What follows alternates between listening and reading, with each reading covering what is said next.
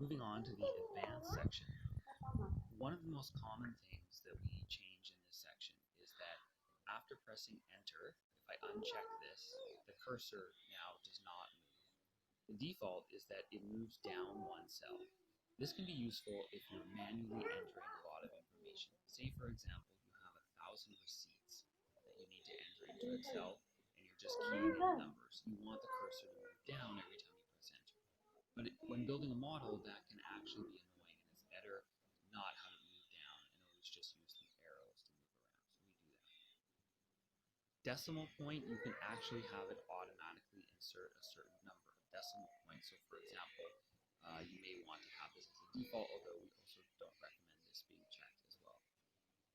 Then scroll through and look at the rest of these. None of the other ones here are actually a requirement to be changed for financial modeling best practices, but you may want to explore them on your own time. For us, we just want to make sure that at the top here we have unchecked after pressing enter so that it does not move down.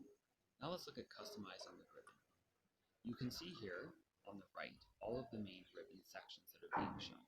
So if there are things I don't want to see, like say help and acrobat, I can uncheck them. If I do want to see things like developer, which allows us to record macros and other things, I can check it. So check the ones that you find the most useful here. If you want to add things within each of these areas, you expand them, and then you can actually search for the functions here and bring them over into the ribbon.